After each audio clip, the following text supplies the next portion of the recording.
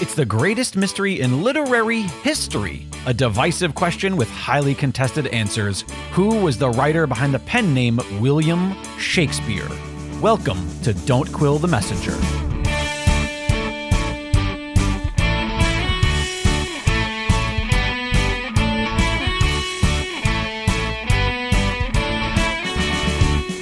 Here's your host, Stephen Sable.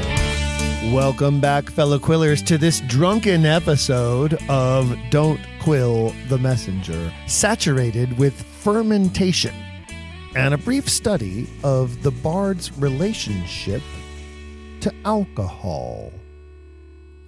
Did the author of our plays struggle with addiction? Some have theorized the author of the works suffered from a type of bipolar disorder, a topic we have touched on in previous episodes. Did he make his symptoms more extreme by attempting to self-medicate throughout his life? Did the lameness he speaks about in the sonnets continue to cause him pain, physical pain, later in life, a pain for which he sought remedy in purgative drugs and perhaps heavy drink? Many of his characters reference drinking a lot. Some of them definitely exhibit the traits of alcoholism. Certainly, by today's standards, much of Elizabethan England would have been considered alcoholics, drinking from an early time in the day and throughout their day and into the night on most days, if not every day. We often hear about how dirty the water was and how it was safer to drink wine than it was to drink water. More on that later.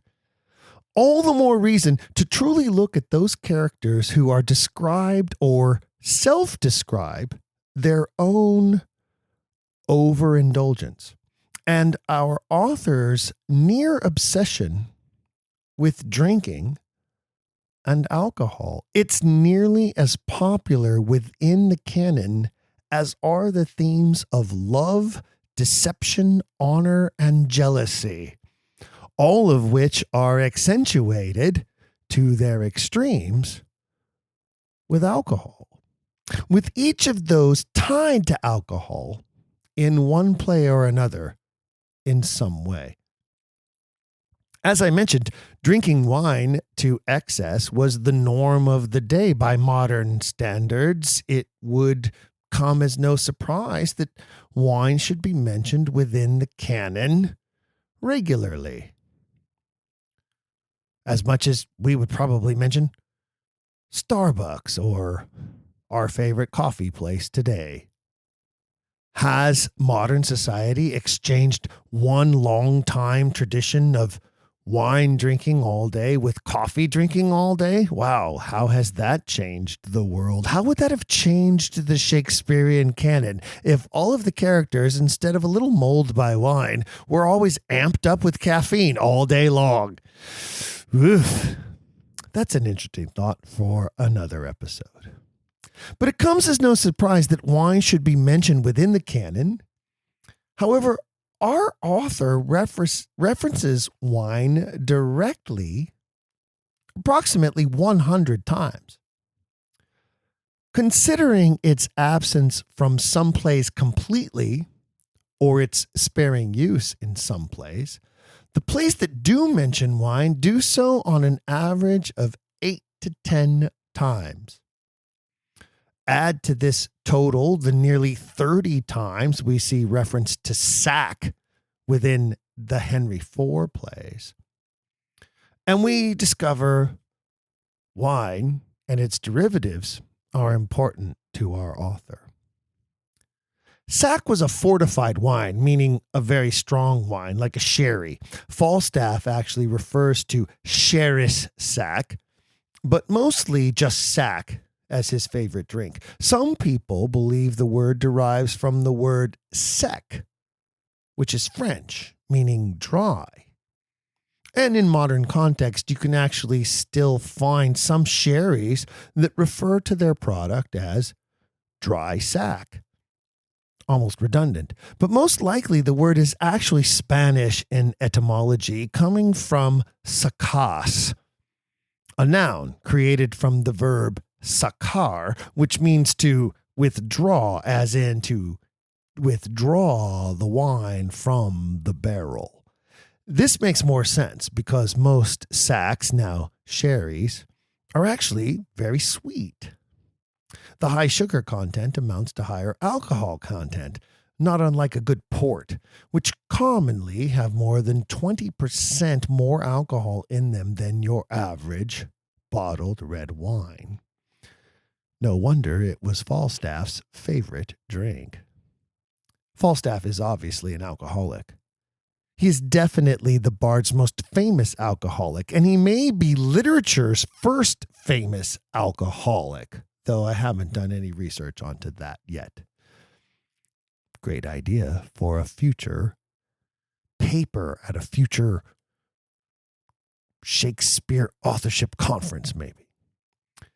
It's not a far cry to think that Falstaff eventually drank himself into an early grave. Mistress Quickly's description of his death is very similar to the record of death we have from Plato regarding Socrates. We can get into how Shakespeare got his hands on a copy of Plato and then was able to read it, to copy it from, at best, a Latin translation, most likely original Greek. But that's for a different episode. Nonetheless, Mistress Quickly describes Falstaff as feeling cold and numb in his feet and legs before going completely cold and thus breathing his last breath. Within the plays, he does regularly speak of his diseased body, and the symptoms he shares can be easily attributed to the symptoms of type 2 diabetes, which is consistent with his alcoholism, his propensity toward overeating and obesity, and the description of his death. The circulation to his extremities having finally failed, something he mentions more than once with regard to his feet, particularly his big toe. Severe diabetics often suffer amputation of the feet and lower extremities of their legs for this same reason. I had an aunt. She was my godmother, and they had to amputate her near the end of her life because of diabetes. I think it's very clear that Falstaff is a character who drinks himself to death, and the author is very familiar with this cause of death and the effects of over-drinking upon the human body. Falstaff embodies these traits, pardon the pun, as the ultimate version of other characters who are similar, such as, say, Menenius in Coriolanus, who says, "I am known to be a humorous patrician, and one that loves a cup of hot wine with not a drop of a lang Tiber in't, said to be something imperfect in favouring the first complaint, hasty and tinder-like upon too trivial motion, one that converses more with the buttock of the night than with the forehead of the morning. What I think I utter, and spend my malice in my breath." I like this guy. Notice he speaks about drinking wine without a drop of Tiber River in it. I haven't been to the Tiber lately. I was in Rome about 2 years ago, but have you seen the Thames? Yeah. Whew.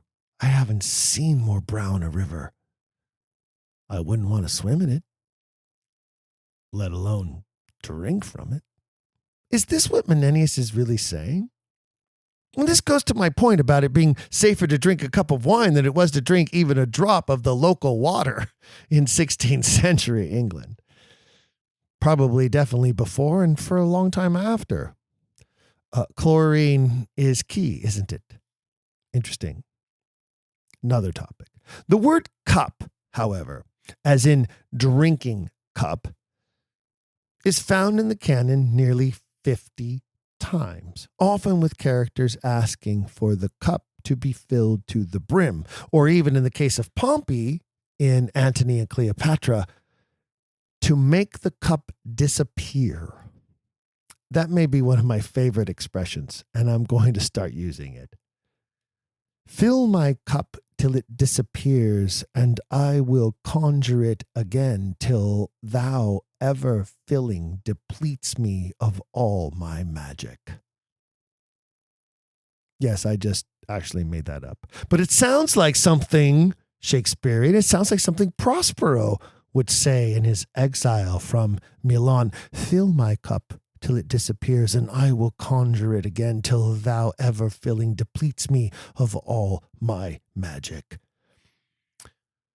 Except we have no mention of grapes or drink of any kind on Prospero's island until Stefano and Trinculo introduce a butt of sack to the shores of the island, and Caliban receives his first drink of celestial liquor.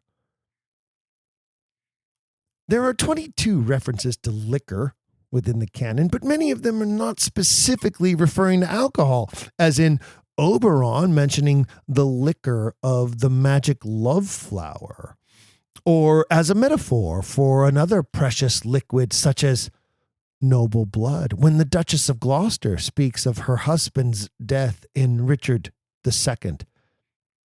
But Thomas, my dear lord, my life, my Gloucester, one vial full of Edward's sacred blood, one flourishing branch of his most royal root is cracked, and all the precious liquor spilt is hacked down, and his summer leaves all faded by envy's hand and murder's bloody axe. Whew. That's very precious liquor. And of course, liquor in its day, even today, isn't cheap. Well, you can buy cheap liquor, but you probably shouldn't. The point being is the best liquor is pricey to pay, especially if that liquor is the blood of a noble prince. However, we do know from the canon that distilling was a known art, and harder liquors than wine or beer were being made and shared by those who had the means, the know-how, and the privilege of access to high-end imports such as aqua vitae at their fingertips. We'll speak more about that Latin noun later. But let's get back to grapes. As I mentioned, there is no reference to grapes being present on Prospero's island, and in fact, there are very few references to grapes in the canon at all. Wow. Grapes are only mentioned 12 times, and almost always in reference to the fruit itself, and only seldom in conjunction with the liquor they can make. When the bard wants to mention wine, he does, but he tends to keep references to grapes a separate image, a separate usage, often in metaphor for something or some other action, as in plucking a grape, savoring the juice of a grape that has nothing to do with drinking, or maybe as a result of drinking. I don't know. In reference to drinking wine, most characters refer to a cup of wine. But there are 5 instances when characters refer to a bowl of wine, twice in Julius Caesar, once in Pericles, and twice in Richard III. I find it interesting that our author has Richard of Gloucester, Richard III, speak about drinking wine in the exact and practically unique manner that Marcus Brutus speaks of drinking wine. And that makes me curious to further examine other potential similarities between those two characters. At first glance, they are very different. But perhaps our author is indicating something here about them both by placing this very unique form of reference to drinking wine in both of their mouths. Is there some Roman comparison being made to Richard's reign? Is it a metaphor for controlling the citizens of Rome, similar to Richard's need to control London during his reign in order to be secure? That's another potential future episode, but it's curious, isn't it, that of the 5 references to a bowl of wine, twice are they made by Brutus, twice are they made by Richard III, and one very obscure reference in Pericles, and not by the title character either. In the meantime, let's have another drink. The act of drinking, or talk of drinking, as in alcohol, is mentioned 16 times in Antony and Cleopatra. Mostly in reference to Antony, no surprise, who is basically described by more than one character as an obvious alcoholic. This connects back to when we first meet Antony in Julius Caesar, where he is already then described by characters in that play as a reveler who should not be feared because of his overindulgence. Antony's overindulgence is considered a weakness, but it tends to cause his enemies to underestimate his abilities. He's obviously a very high-functioning alcoholic. In Hamlet, we find 15 references to drinking, mostly in relation to Claudius. But much of that revolves around the cup of wine Claudius uses in his effort to poison Hamlet. Of all the scenes involving wine, this one is the most signature of them all, I think. Claudius drops the poisoned pearl into the cup for Hamlet to drink. Gertrude drinks it instead. I think with suspicious about Claudius and his intent and the fact that it might be poison, and therefore in an effort to protect her son by drinking it first herself. In fact, I believe that most of what Gertrude does throughout that play is in love for her son, not in love with her son. Dismiss that weird Freudian thing. In love for her son in an effort to protect and secure his future. And that, again, I guess, is another topic for another day. Gertrude declares the drink as poison before she dies. Meaning, I believe, she knew there was a potential it was. Hamlet then makes Claudius finish the drink, foreshadowed, ironically, by his earlier drinking of Rhenish wine at the beginning of the play that Hamlet makes much note about. And then Horatio tries to find a last drop of the poison in the cup before it finally falls to the stage. It's one of the best wine scenes ever for all the right and wrong reasons. Speaking about Claudius and his drinking, we have enough evidence and reference within the text to suspect that he too is an alcoholic of sorts, and I've actually seen him played that way in more than one production, almost always with a wine cup or goblet in his hand practically throughout the entire play. Yet again, another very high-functioning alcoholic who should not be underestimated. No surprise to anyone, Henry IV plays, the two of them together, mention drinking more than 25 times on top of the references that we talked about earlier to sack. And of course, most of those references come directly from Falstaff. And if they don't, they are levied at or about Falstaff or within the stage direction for Falstaff, as in he drinks. That's true. Yeah. Yep. There you go. Well, who didn't think about that? And then you have Merry Wives of Windsor, Falstaff's resurrection of sorts, contains another 7 or 8 references to Falstaff drinking. But we've obviously established him as the biggest drunk in the canon. There are 16 references to drinking in the Henry VI plays.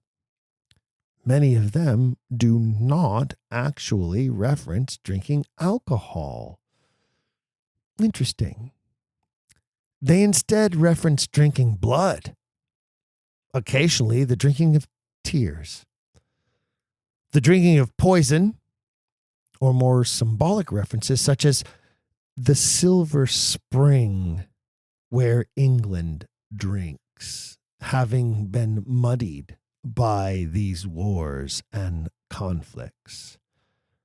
That's no shock there, really, though, when you consider the historical context of the plays and the metaphors the author is trying to create when it comes to what it is like to drink something in.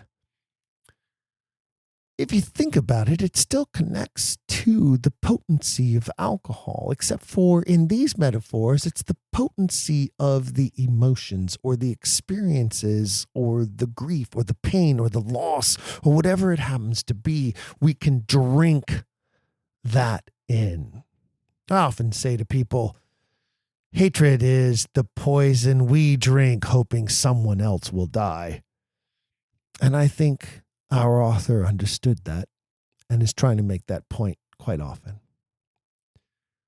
There are a few famous mentions to drinking alcohol in the Henry VI trilogy, so we can't forget that it does exist there, such as Jaget's references to drinking small beer, which is an interesting recurring theme of the Henry VI plays, with several references to thin drink and small beer that probably need further examination for some deeper meaning, perhaps, because they occur so often in those 3 plays that there's obviously a point there, a meaning there about that watered down wine and light beer.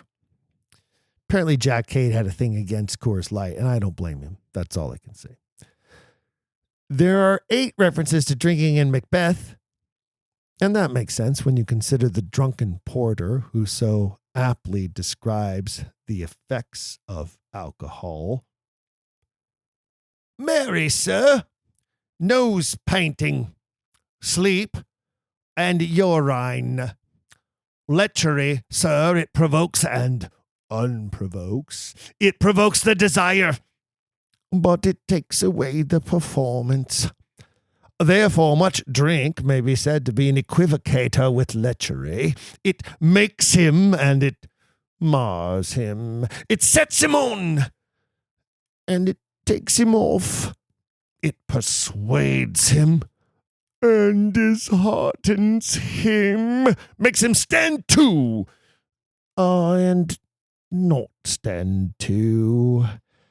In conclusion, equivocates him in a sleep, and giving him the lie, leaves him. Here we have a self-professed alcoholic making his confession, as he porters, as he says, the gates of hell, by his own description, making that particular scene one of the strangest moments in the entire canon. Who is the porter, really?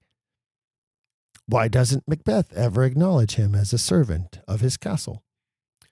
Why are Macduff and Lennox the only ones who ever acknowledge his existence? Where does the porter go? Why do we never see him again? He serves little purpose in advancing the story at all. Perhaps he is just a cautionary tale inserted to warn us all about the perils of humanity, including alcohol. Shifting gears, almost every reference to drinking in Romeo and Juliet is about drinking potions or poisons. Sonnet 111 speaks of drinking potions of easel against strong infection. And Sonnet 114 speaks of drinking up the monarch's plague of flattery. And we know, of course, one can become drunk with flattery.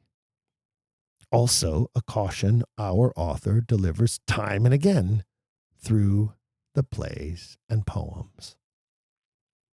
Oh, and speaking of the poems, it is in Venus and Adonis, the first work of Shakespeare with that name printed upon it, that we find one of 8 references to the famed aqua vitae.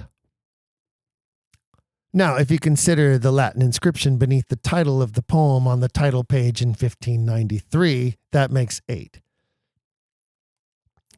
Vilia miretur vulgus, mihi flavus Apollo pocula castalia plena ministret aqua. Forgive my terrible Latin pronunciation, but roughly translated, it means, let idiots admire worthless things. Golden Apollo, lead me to the abundant spring of poetic inspiration. Here, the word aqua is translated to spring, as in the fount or fountain of poetic inspiration, which may provide some clear insight into our writer's creative process. Have a couple of drinks before or during the writing process.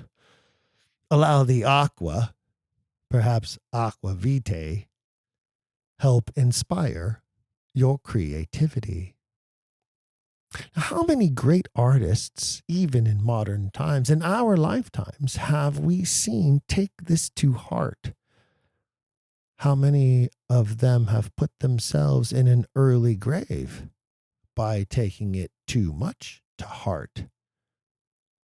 A little bit of drugs, a little bit of alcohol, a little bit of both. Some uppers, some downers, some ludes, some amphetamines, something in the vein, something in the mouth. And before you know it, they're gone. That list is practically endless. Does it begin with Shakespeare? It's a good question. But mention of aqua vitae within the canon is very important because it is a much stronger alcohol than beer or wine or even sherry, sack, or port. Directly translated, aqua vitae is Latin for water of life. This is why I think the Latin epigram beneath the title of Venus and Adonis is definitely a reference to alcohol.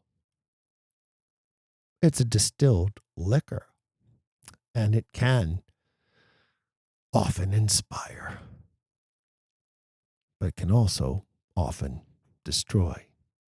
Aqua vitae came to be the name for almost all distillates of the Middle Period and the Renaissance after that. It was probably Jean de Roquetaillade.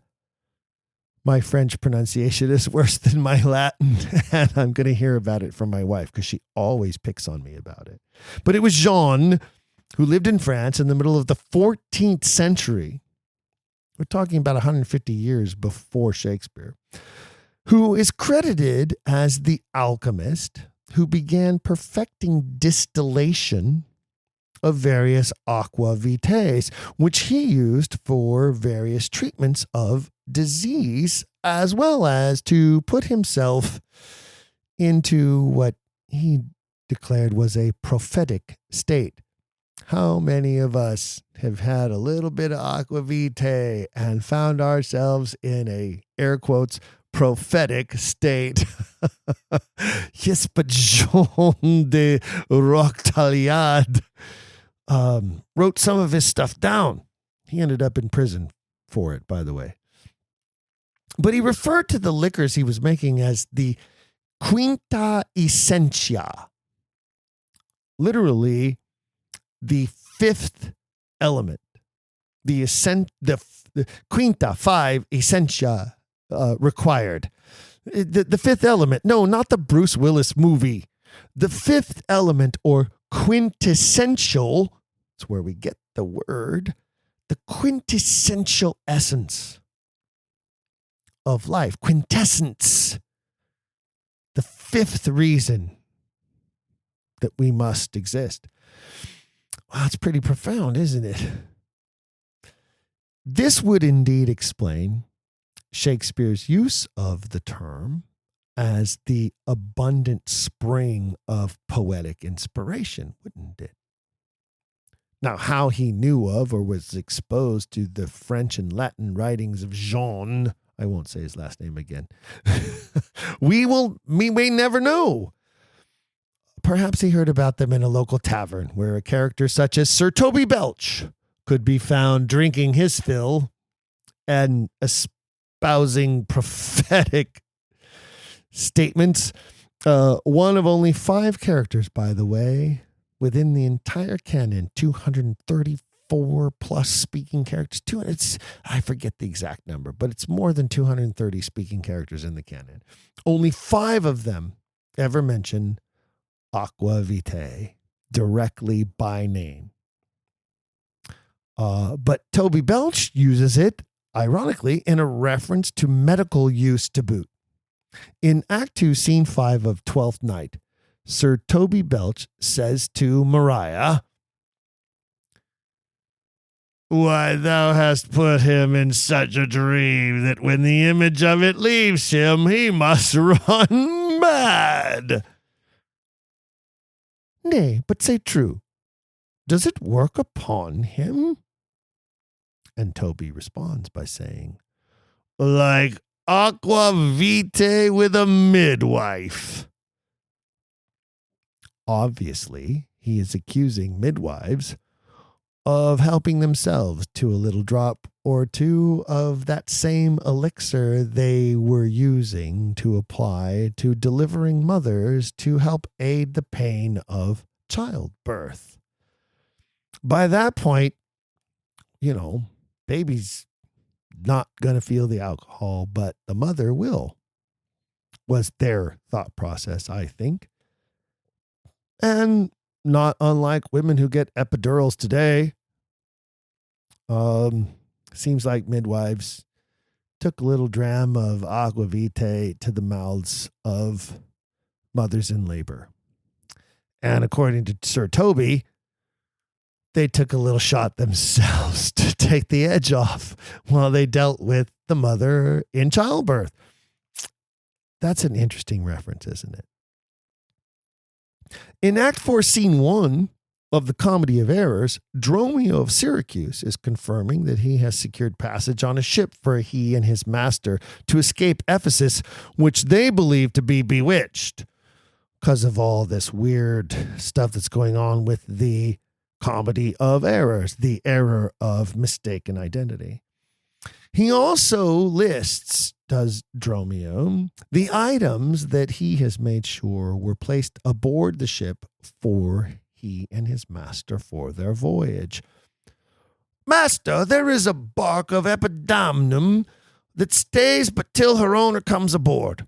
And then, sir, she bears away our fraughtage, sir, I have conveyed aboard, and I have bought the oil, the balsamum, and aquavitae.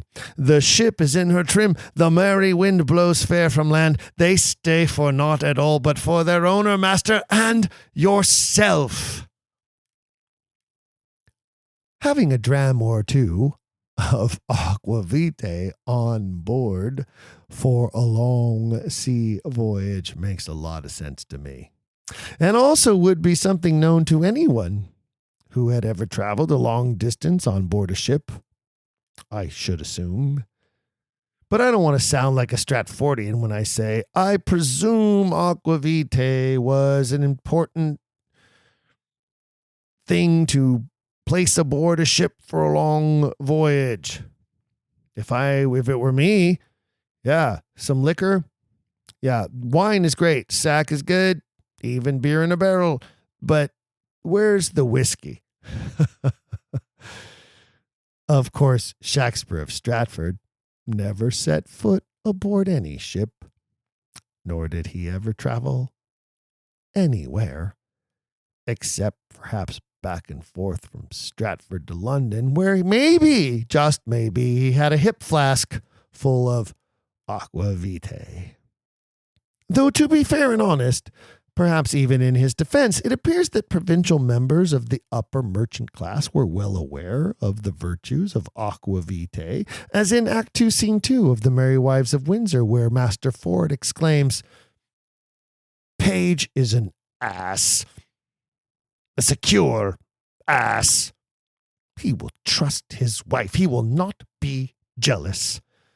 I will rather trust a Fleming with my butter, Parson Hugh the Welshman with my cheese, an Irishman with my aquavitae bottle, or a thief to walk my ambling gelding than my wife with herself. Then she plots, then she ruminates, then she devises, and what they think in their hearts they may affect. They will break their hearts, but they will affect. God be praised for my jealousy." Well, I guess God be praised for his prejudice as well against the Flemish, the Welsh, and the poor Irish, who apparently carried the stereotype of heavy drinking at least as far back as the late 16th century. But notice that Master Ford says it is his aquavitae bottle, as in one, as in a single bottle, as in this rare, precious elixir is not something you keep in multiple stock, but that you have one bottle of. And how dare you trust it to your Irishman? I would say don't trust it to your Italian either, but that's just me. Ironically, the only Shakespearean character to mention aquavitae more than once, accounting for 2 of the 5 instances in the plays, is the nurse in Romeo and Juliet. Her first reference to the liquor is in Act 3, Scene 2, when she is lamenting the death of Tybalt at the hands of Romeo. There's no trust, no faith, no honesty in men, all perjured, all forsworn, all naught, all dissemblers. Oh, where's my man? Give me some aquavitae. These griefs, these woes, these sorrows make me old. Shame come to Romeo. And again, after she discovers Juliet lifeless in her bed in Act 4, Scene 5, "Mistress! What? Mistress! Juliet!" Fast I warrant her she. "Why, lamb! Why, lady! Fie, you slug a bed! Why, love, I say! Madam! Sweetheart! Why, bride!" What? Not a word. You take your pennyworths now. Sleep for a week. For the next night I warrant the county Paris hath set up his rest, that you shall rest but little. God forgive me. Mary and amen. How sound is she asleep? I must needs wake her. Madam! Madam! Madam! Aye, let the county take you in your bed. He'll fright you up, faith. Will it not be? What, dressed? And in your clothes, and down again? I must needs wake you. Lady! Lady! Lady! Alas! Alas! Help! Help! My lady's dead! Oh, well a day that ever I was born! Some aqua vitae! My lord! My lady!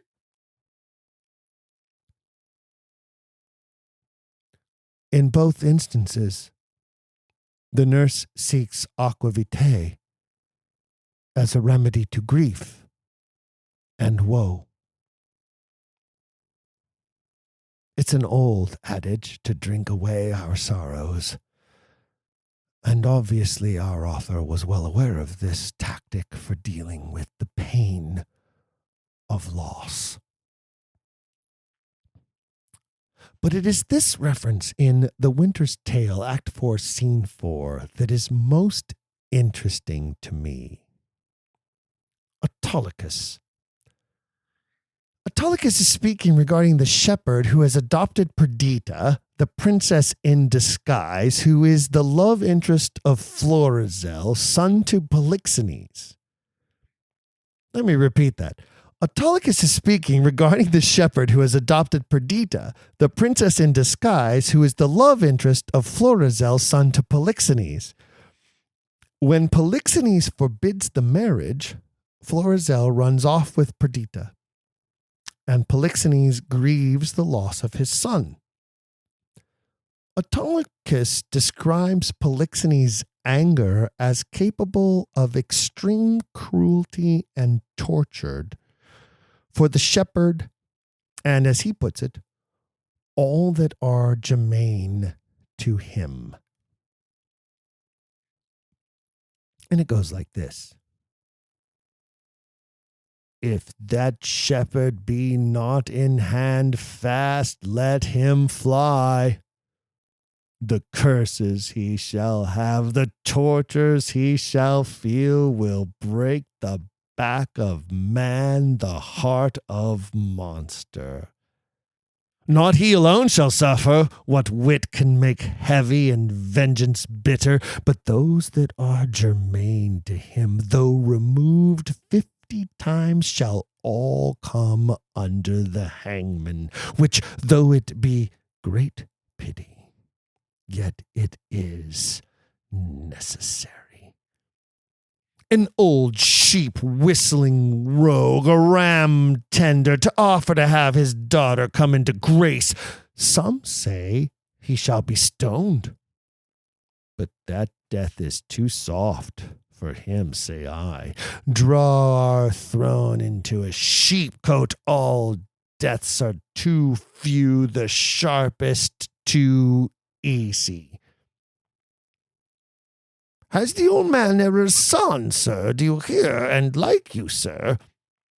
He has a son who shall be flayed alive, then anointed over with honey, set on the head of a wasp's nest, then stand till he be 3/4 and a dram dead, then recovered again with aqua vitae or some other hot infusion, then raw as he is, and in the hottest day prognostication proclaims, shall be set against a brick wall, the sun looking with a southward eye upon him, where he is to behold him with flies blown to death.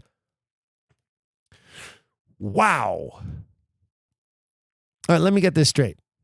We're going to peel off his skin, cover him in honey, lay him on a wasp's nest, and when he's almost dead, revive him with some aqua vitae or some other hot infusion.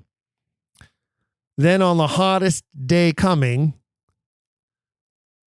set him against a brick wall with the sun beaming upon him from the south while flies eat him to death. Shit, man. That's like the most horrible death I can't think of. Like, no, I don't want that. Can you think of, I don't want to think of anything worse. Terrible torture indeed. And notice how he says, though, that once the boy is near to death, he will be revived with aqua vitae or some other hot infusion so that he can suffer even more torture. Now, whether the author is Shakespeare of Stratford, the Earl of Oxford, or any other candidate, it is quite interesting to me that the author reveal that he has such knowledge of such extreme chamber torture methods committed by totalitarian states, but that also the use of strong liquors can be used to keep the subject alive long enough to receive even more pain.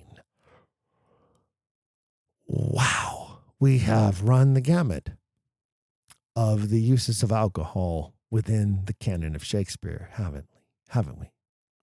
Maybe not yet. But suddenly we have several references to drink and drinking, serving as a means to relieve or eliminate pain, both physical, as in childbirth or torture, and emotional loss due to death or extreme grief. We can drink ourselves into oblivion, and once we are drunk, perhaps we forget or remove ourselves from the pain we are experiencing. Now, the Shakespeare canon uses the words drunk, drunkenness, and drunkard nearly 100 times. They are oftentimes used to accuse someone or even excuse someone's foolish behavior, and regularly used in combination with the word fool or foolishness, as in a drunken fool. We've been there, haven't we? In combining the references found within the Henry IV's and Merry Wives, it's no surprise that the greatest number of these references are levied at, toward, or in description of John Falstaff. But as we have established, no other character quite rivals him as a known drunkard. Only Toby Belch can come close, and it's not even close. It isn't a surprise to find those terms approximately 11 times in The Tempest. As I mentioned, Stephano rides ashore, floating atop a butt of sack. A butt is an actual measurement of the proper-sized barrel. Thus, Stephano and Trinculo become the proud owners of a literal buttload of wine, which they then share with Caliban, and the three drunkards get themselves into a buttload of trouble, don't they? Yes, it's a real measurement term. Share that with your friends. They'll enjoy it, especially during the holidays. A buttload of alcohol, a buttload of turkey, a buttload of whatever, buttload of presents, a buttload of decorations, whatever your buttload is, it is a measurement. Enjoy it. Timon of Athens has its share of drinking references, with some 10 in all, most of which are spoken by Apomantus, whose name has been, I always like to call him Ape Mantus. And I have a feeling that the author intended something to that. Ape Mantus. He's an ape man combined. But his name has also been interpreted to mean quite literally, thanks to Latin, feeling no pain. Well, there's that reference again. However, his name is very ironic since Epaminondas seems to feel injury from the entire world, as he is a classic cynic, malcontent, and misanthrope. He's like Jaques on steroids, combined with shades of Cicero, the man who will follow nothing other men begin, which is indeed ironically funny when he accuses Timon of copying him in his cynicism and hatred for Athenians near to the end of the play. This is in thee a nature but infected, a poor unmanly melancholy sprung from change of fortune. Why this spade, this place, this slave-like habit, and these looks of care? They flatterers yet wear silk, drink wine, lie soft, hugged their diseased perfumes, and have forgot that ever Timon was. Shame not these woods by putting on the cunning of a carper. Be thou a flatterer now, and seek to thrive by that which has undone thee. Hinge thy knee, and let this very breath, whom thou'lt observe, blow off thy cap, praise his most vicious strain, and call it excellent. Thou wast told thus. Thou gavest thine ears like tapsters that bid welcome to knaves and all approachers. 'Tis most just that thou turn rascal. Hadst thou wealth again, rascals should have't. Do not assume my likeness. Stop copying me. There's only room for one Eeyore in this organization, and it's me. Oh, if only that were true throughout Oxfordianism. But I digress. The Shakespeare play that takes the cake in the realm of drinking and drunkenness is one you might not readily expect. Anyone? Guesses? Guesses? Say it out loud before I do, and then you can claim it. Othello. Iago's plot to get Cassio drunk and destroy his reputation as an officer is one of the most clever moments of machination of any character in the canon, and it plays out perfectly. Thus, there is a lot of reference to drunkenness and being a drunkard between Iago and the audience, between Iago and Roderigo, his pseudo-henchman, and between Iago and Cassio himself, who uses the terms himself 11 times, the most of any character anywhere in the canon, bringing the overall total references to 16 within that single play and another 8 or so in reference to drink or drinking, topping out at nearly 25 references in one play, by far the overall champion. No wonder, because here the bard uses alcohol to make a very different statement about the power drink has over us mere mortals, and its ability to both uplift and destroy. Or as Leontes says in The Winter's Tale, there may be in the cup a spider steeped, and one may drink, depart, and yet partake no venom, for his knowledge is not infected. But if one present the abhorred ingredient to his eye, make known how he hath drunk, he cracks his gorge, his sides with violent hefts. I have drunk and seen the spider. I hope you have all enjoyed the tangle web that I have woven here. Thank you once again for allowing me into your listening space, wherever and whatever that space may be. I'm so glad to have all of you as fellow quillers. And that said, before we wrap things up here, it is time to bring in producer Jake to announce the December Quiller of the Month. Thank you, Stephen, and hello, all the Quillers out there. I feel a little strange being a part of the Is Shakespeare a Drunk episode, because as a teetotaler, in my eyes, everybody's a drunk. As somebody who's abstained, it's just like, all I see is just drunks everywhere. So yeah, of course Shakespeare was a drunk, obviously. You all are. Anyways, it is time to draw the December 2024 Quiller of the Month, the final Quiller of the Month of the year. If you're not sure what this is, well, head on over to patreon.com/don'tquillthemessenger and find out. Each and every month we draw a random name from eligible Quillers, and that person wins an item of their choosing from the shop, and the clout of being Quiller of the Month in the record books forever. And unlike, Deverian history, these records will be very clear and obvious to everyone in the future. I do want to give a quick a note, an apology to October and November's Quillers of the Month. Is that how you do that plurally?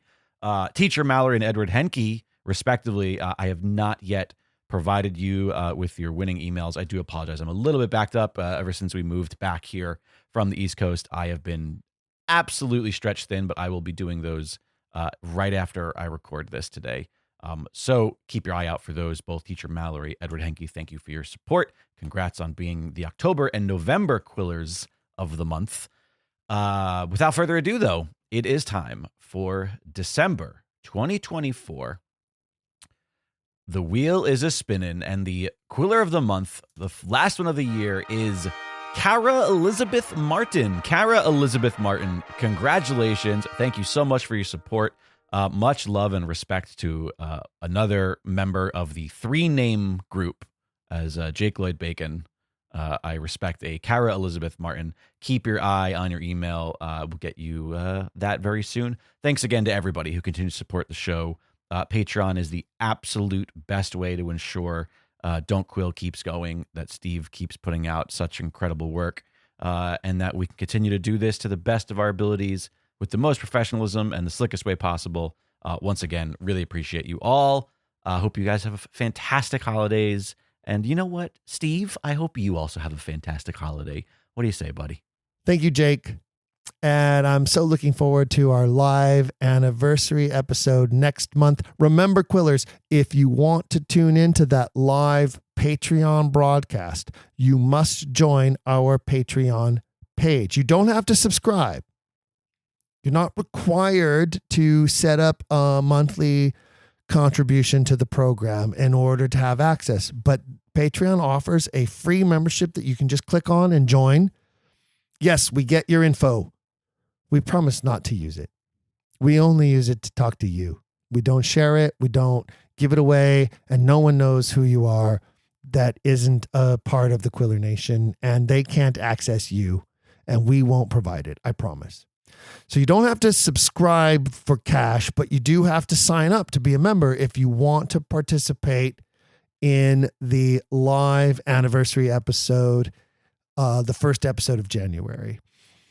If we wish you would subscribe, because your contributions help us to keep the show vibrant and alive as we prepare for another year of new and exciting episodes. But nonetheless, be sure to at least click the free member button so you can join us for our 150th episode, our 6th anniversary, the first episode of January 2025.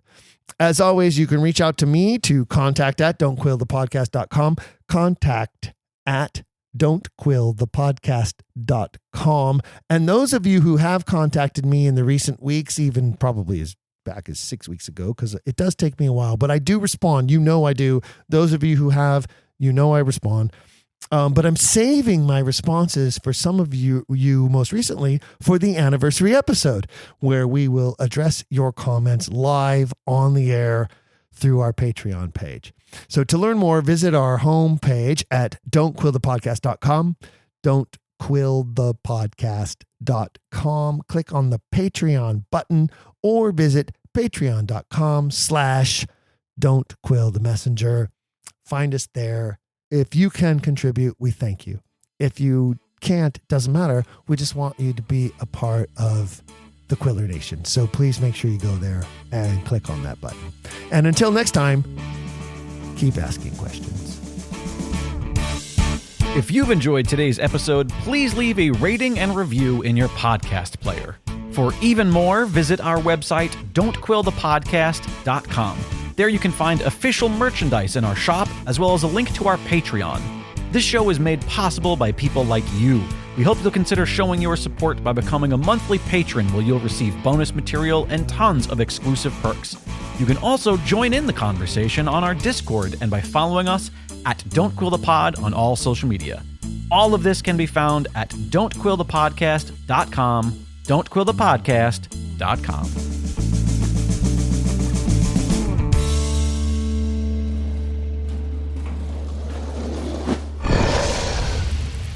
It's Dragon Wagon.